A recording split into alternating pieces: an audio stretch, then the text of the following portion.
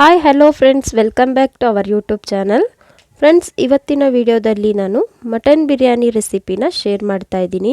ತುಂಬ ಸುಲಭವಾಗಿ ಕೇವಲ ಅರ್ಧ ಗಂಟೆಯಲ್ಲಿ ಮಟನ್ ಬಿರಿಯಾನಿನ ಮಾಡ್ಕೋಬಹುದು. ಬಿರಿಯಾನಿ ಮಾಡೋದು ಕಷ್ಟ ಅನ್ನೋರಿಗೂ ತುಂಬ ಈಸಿಯಾಗಿರುವಂತಹ ಟ್ರಿಕ್ ಇದು. ಬಿರಿಯಾನಿಗೆ ಅಕ್ಕಿ ನೆನೆಸೋದಾಗಲಿ ಮತ್ತು ದಮ್ ಮಾಡಬೇಕಾದ್ರೆ ನೀರು ಎಷ್ಟಾಗಬೇಕು ಅಂತ ಗೊತ್ತಾಗ್ದಲೇ ಇರೋರಾಗಲಿ, ಅನ್ನ ಮುದ್ದೆ ಆಗುತ್ತೆ ಅನ್ನೋ ಟೆನ್ಷನಲ್ಲಿರೋರಿಗಂತೂ ತುಂಬ ಯೂಸ್ಫುಲ್ ವಿಡಿಯೋ ಇದು. ಮತ್ತು ನೋಡಿ ಎಷ್ಟು ಚೆನ್ನಾಗಿ ಬಿಡಿ ಬಿಡಿಯಾಗಿ ಎಷ್ಟು ಚೆನ್ನಾಗಿ ಅಕ್ಕಿ ಕೂಡ ಬೆಂದಿದೆ ಮತ್ತು ಮುದ್ದೆ ಕೂಡ ಆಗಿಲ್ಲ ಮತ್ತು ಮಟನ್ ಕೂಡ ಕರೆಕ್ಟಾಗಿ ಪರ್ಫೆಕ್ಟಾಗಿ ಬೆಂದಿದೆ. ಬನ್ನಿ ವಿಡಿಯೋ ಸ್ಟಾರ್ಟ್ ಮಾಡೋಣ. ಈಗ ನಾನು 4ರಿಂದ 5 ಈರುಳ್ಳಿ ಕಟ್ ಮಾಡಿ ತೊಗೊಂಡಿದ್ದೀನಿ.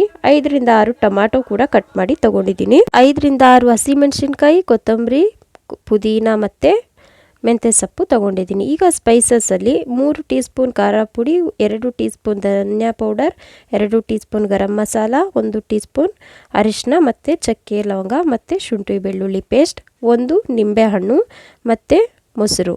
ಅದರಲ್ಲಿ ನಿಂಬೆಹಣ್ಣನ್ನು ಅರ್ಧ ಹಾಕ್ತೀನಿ ಮತ್ತು ಉಪ್ಪು ಮತ್ತು ಎಣ್ಣೆ. ಅದಂತೂ ಎಲ್ಲ ರೆಸಿಪಿಗೂ ಬೇಕಾಗಿರುವಂತಹ ಇಂಗ್ರೀಡಿಯೆಂಟ್. ಈಗ ನಾನು ಮಟನ್ನ 2 ಸ್ಟೀಮ್ ಬೇಯಿಸಿ ತಗೊಂಡಿದ್ದೀನಿ. ಸ್ವಲ್ಪ ಉಪ್ಪು ಮತ್ತು ಅರಿಶಿನ ಹಾಕಿ 2 ಸ್ಟೀಮ್ ಬೇಯಿಸಿದ್ದೀನಿ. ಈಗ ಇಲ್ಲಿ 1 kgಯಷ್ಟು ಅಕ್ಕಿ, 1 kg ಮಟನ್ ಮತ್ತು 1 kg ಅಕ್ಕಿನ ತಗೊಂಡಿದ್ದೀನಿ. ಈಗ ನಾನು ಮೊದಲನೇದಾಗಿ ಕುಕ್ಕರಲ್ಲಿ ಆಯಿಲ್ ಹಾಕಿ ಇದರಲ್ಲಿ ನಾನೆಲ್ಲ ಮಸಾಲೆನ ಬೇಯಿಸ್ಕೊಳ್ತೀನಿ. ಇದಕ್ಕೆ ಈಗ ನಾನು ಲವಂಗ ಚಕ್ಕೆ ಅದನ್ನು ಹಾಕ್ಕೊಂಡಿದ್ದೀನಿ ಮತ್ತು ಇದಕ್ಕೆ ಈರುಳ್ಳಿನ ಹಾಕಿ ಮತ್ತು ಹಸಿಮೆಣಸಿನ್ಕಾಯಿ ಹಾಕಿ ಚೆನ್ನಾಗಿ ಇದನ್ನು ನಾನು ರೋಸ್ಟ್ ಮಾಡ್ಕೊಳ್ತಾ ಇದ್ದೀನಿ. ಈರುಳ್ಳಿ ಮತ್ತು ಹಸಿಮೆಣಸಿನ್ಕಾಯಿ ಎಣ್ಣೆಯಲ್ಲಿ ಚೆನ್ನಾಗಿ ಸ್ಮೂತಾಗಿ ಗೋಲ್ಡನ್ ಕಲರ್ ಬರೋ ತನಕ ಚೆನ್ನಾಗಿ ಅದನ್ನು ಫ್ರೈ ಮಾಡ್ಕೋಬೇಕು. ಈ ಟ್ರಿಕ್ ನಿಮಗೆ ತುಂಬ ಈಸಿ ಆಗುವಂತಹ ಟ್ರಿಕ್ ಫ್ರೆಂಡ್ಸ್. ಖಂಡಿತವಾಗ್ಲೂ ಈ ರೀತಿಯಾಗಿ ಒಂದ್ಸಲ ನೀವು ಟ್ರೈ ಮಾಡಿ ನೋಡಿ. ಈಗ ನೋಡಿ ಈರುಳ್ಳಿ ಚೆನ್ನಾಗಿ ಇದಾಗಿದೆ.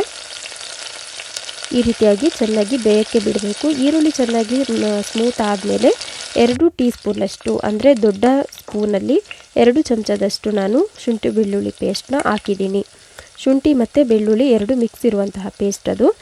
ಈಗ ನೋಡಿ ಇದಕ್ಕೆ ನಾನು ಮೆಂತ್ಯ ಸೊಪ್ಪು, ಕೊತ್ತಂಬರಿ ಸೊಪ್ಪು ಮತ್ತು ಪುದೀನ ಸೊಪ್ಪನ್ನು ಆ್ಯಡ್ ಮಾಡಿದ್ದೀನಿ. ಇದು ಮೂರನ್ನು ಚೆನ್ನಾಗಿ ಮಿಕ್ಸ್ ಮಾಡಿ ಆದಾದಮೇಲೆ ಸ್ಪೈಸಸನ್ನು ಫುಲ್ಲಾಗಿ ಎಲ್ಲದನ್ನು ಆ್ಯಡ್ ಮಾಡ್ಕೋಬೇಕು. ಇದಕ್ಕೆ ನೀವು ಬಿರಿಯಾನಿ ಪೌಡರ್ ಕೂಡ ಆ್ಯಡ್ ಮಾಡ್ಕೋಬಹುದು, ಆದರೆ ನಾನು ಅದನ್ನು ಸ್ಕಿಪ್ ಮಾಡಿದ್ದೀನಿ. ಅದರಿಂದ ಟೇಸ್ಟ್ ಕೂಡ ಚೆನ್ನಾಗಿ ಬರುತ್ತೆ. ನೀವು ಇಷ್ಟು ಮಸಾಲೆನ ಹಾಕಿ ಅದರ ಜೊತೆಗೆ 1-2 ಟೀ ಸ್ಪೂನಷ್ಟು ಬಿರಿಯಾನಿ ಮಸಾಲ ಕೂಡ ಆ್ಯಡ್ ಮಾಡ್ಕೋಬಹುದು. ಅದಾದಮೇಲೆ ನಾನು ಇದಕ್ಕೆ ಈಗ ಟೊಮ್ಯಾಟೋನ ಆ್ಯಡ್ ಮಾಡ್ತಾಯಿದ್ದೀನಿ. ಟೊಮ್ಯಾಟೊ ಹಾಕಿ ಚೆನ್ನಾಗಿ ಎಲ್ಲ ಮಸಾಲೆನ ಮ್ಯಾಶ್ ಆಗೋಕ್ಕೆ ಬಿಡಬೇಕು. ಮಸಾಲೆ ಎಷ್ಟು ಚೆನ್ನಾಗಿ ಬೆಂದು ಮ್ಯಾಶ್ ಆಗಿ ಈ ರೀತಿ ಮೇಲೆ ಎಣ್ಣೆ ಬಿಡುತ್ತೋ ಅಷ್ಟು ಟೇಸ್ಟಿಯಾಗಿ ಬರುತ್ತೆ. ಈಗ ನಾನು ಚೆನ್ನಾಗಿ ಟೊಮ್ಯಾಟೊ ಮ್ಯಾಶ್ ಆದಮೇಲೆ ಮಟನ್ನ ಮತ್ತೆ ಇದಕ್ಕೆ ಆ್ಯಡ್ ಮಾಡಿ ಮಿಕ್ಸ್ ಮಾಡ್ಕೊಳ್ತಾ ಇದ್ದೀನಿ. ಉಪ್ಪು ಮಸಾಲೆ ಎಲ್ಲ ಇದರಲ್ಲಿ ಚೆನ್ನಾಗಿ ಹಿಡ್ಕೊಳ್ಳುತ್ತೆ. ಮೊದಲು ಮಟನ್ನ ಬೇಯಿಸ್ಕೊಳ್ಬೇಕಾದ್ರೆ ಬರೀ 1 ಟೀ ಸ್ಪೂನಷ್ಟು ಉಪ್ಪು ಹಾಕಿ ಸಾಕು. ಏನಕ್ಕಂದರೆ ಈಗ ಮಸಾಲೆದಲ್ಲೂ ನಾವು ಉಪ್ಪನ್ನು ಆ್ಯಡ್ ಮಾಡ್ತೀವಿ ಅದಕ್ಕೆ.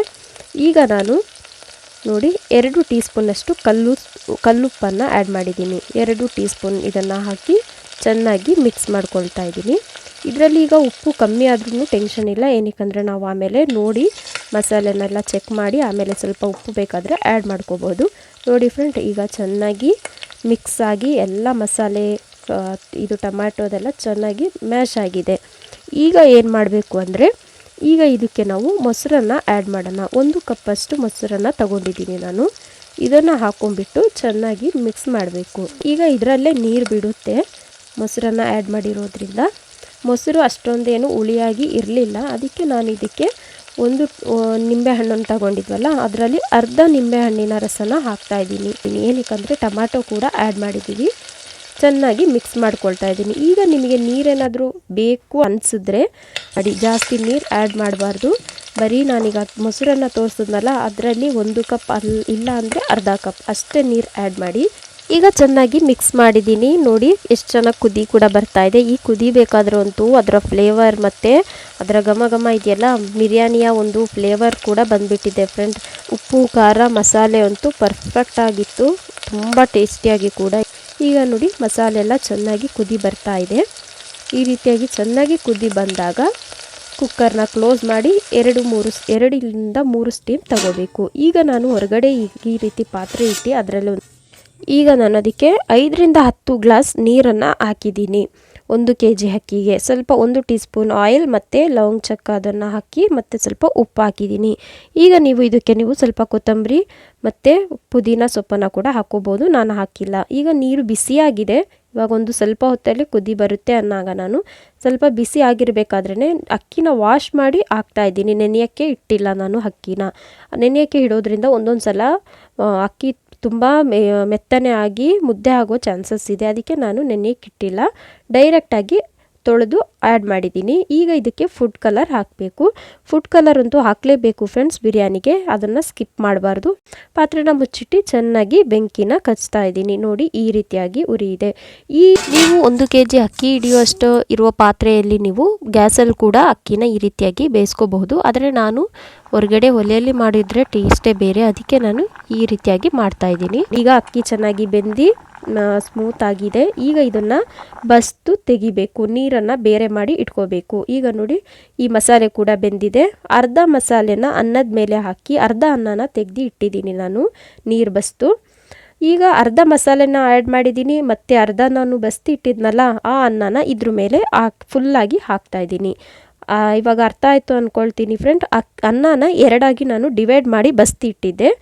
ಆವಾಗ ಅರ್ಧ ಅನ್ನದ ಮೇಲೆ ಮಸಾಲೆನ ಹಾಕಿ ಮತ್ತೆ ಬಸ್ತಿದ್ದ ಅನ್ನನ ಹಾಕಿ ಮತ್ತೆ ಮಸಾಲೆನ ಮೇಲ್ಗಡೆ ಆ್ಯಡ್ ಮಾಡ್ತಾಯಿದ್ದೀನಿ. ಈ ರೀತಿ 2 ಸ್ಟೆಪ್ಪಾಗಿ ಮಾಡೋದ್ರಿಂದ ಅನ್ನ ಚೆನ್ನಾಗಿ ದಮ್ ಕೂಡ ಆಗುತ್ತೆ, ಮಸಾಲ ಕೂಡ ಹಿಡಿಯುತ್ತೆ. ನಾವು ಮಿಕ್ಸ್ ಮಾಡಬೇಕಾದ್ರೆ ಅನ್ನ ಒಡೆದು ಮುದ್ದೆ ಆಗೋ ಚಾನ್ಸಸ್ ಇರುತ್ತೆ. ಅದಕ್ಕೆ ನಾವು ಈ ರೀತಿ ಮಾಡಿದ್ರೆ ಜಾಸ್ತಿ ಕಷ್ಟ ಆಗಲ್ಲ, ತುಂಬ ಈಸಿಯಾಗಿ ಕೂಡ ಮಿಕ್ಸ್ ಮಾಡ್ಕೋಬಹುದು. ಈಗ ನಾನು ಒಂದು ದೊಡ್ಡ ಪಲಾವ್ನ ಎಲೆಯನ್ನು ಹಾಕಿ ಮತ್ತು ಅದ್ರ ಮೇಲೆ ಸ್ವಲ್ಪ ಕೊತ್ತಂಬರಿ ಸೊಪ್ಪು ಹಾಕಿ ಗಾರ್ನಿಷ್ ಮಾಡಿದೆ. ಮತ್ತು ಒಂದು ಲೋಟದಲ್ಲಿ ಒಂದು ಕೆಂಡನ ಇಟ್ಟು ಅದ್ರ ಮೇಲೆ 1 ಟೀ ಸ್ಪೂನ್ ತುಪ್ಪನ ಆ್ಯಡ್ ಮಾಡಿದೆ. ಈ ರೀತಿ ಮಾಡೋದ್ರಿಂದ ಬಿರಿಯಾನಿಯಲ್ಲಿ ಒಳ್ಳೆಯ ಒಂದು ಸ್ಮೋಕಿ ಫ್ಲೇವರ್ ಬರುತ್ತೆ. ಈಗ ಇದನ್ನು ದಮ್ಮಿಗೆ ಬಿಡಬೇಕು. ನೀರೇನಾದರೂ ಕಮ್ಮಿ ಇದೆ ಅನ್ನೋದಾದರೆ ನಾವು ಬಸ್ತಿದ್ವಲ್ಲ ಆ ನೀರನ್ನು ಒಂದು ಲೋಟದಷ್ಟು ಸೈಡಲ್ಲಿ ಆ್ಯಡ್ ಮಾಡ್ಕೋಬಹುದು.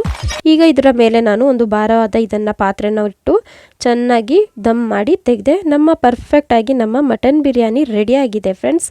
ಸ್ಮೋಕಿ ಫ್ಲೇವರ್ ಕೂಡ ಅದರಲ್ಲಿ ತುಂಬ ಚೆನ್ನಾಗಿ ಬಂದಿರುತ್ತೆ. ಈ ರೀತಿಯಾಗಿ ಸುಲಭವಾಗಿ ಮನೆಯಲ್ಲಿ ಇನ್ಸ್ಟೆಂಟಾಗಿ ಈ ರೀತಿಯಾಗಿ 1 kg ಮಟನ್ನಿಂದ ಸ್ಮೋಕಿ ಮಂಗ್ಳೂರ್ ಸ್ಟೈಲ್ ದಮ್ ಬಿರಿಯಾನಿನ ಮಾಡ್ಕೋಬಹುದು ಫ್ರೆಂಡ್. ಈ ವಿಡಿಯೋ ನಿಮಗೆ ಇಷ್ಟ ಆಗಿದೆ ಅಂದ್ಕೊಳ್ತೀನಿ. ಈ ರೆಸಿಪಿ ನಿಮಗೆ ಇಷ್ಟ ಆಗಿದೆ ಖಂಡಿತವಾಗ್ಲೂ ಒಂದ್ಸಲ ಟ್ರೈ ಮಾಡಿ ನೋಡಿ. ಟೇಸ್ಟ್ ಹೇಗಿತ್ತು ಅಂತ ನನಗೆ ಖಂಡಿತವಾಗ್ಲೂ ಕಮೆಂಟ್ ಮಾಡಿ ಹೇಳಿ ಫ್ರೆಂಡ್ಸ್. ನೀವೇನಾದರೂ ನನ್ನ ಚಾನಲ್ಗೆ ಹೊಸಬರಾಗಿದ್ದರೆ ಸಬ್ಸ್ಕ್ರೈಬ್ ಮಾಡಿ, ಪಕ್ಕದಲ್ಲಿರುವ ಬೆಲ್ ಐಕನ್ನ ಪ್ರೆಸ್ ಮಾಡಿ. ಮತ್ತೆ ಸಿಗ್ತೀನಿ ಒಂದು ಹೊಸ ರೆಸಿಪಿ ಜೊತೆಗೆ.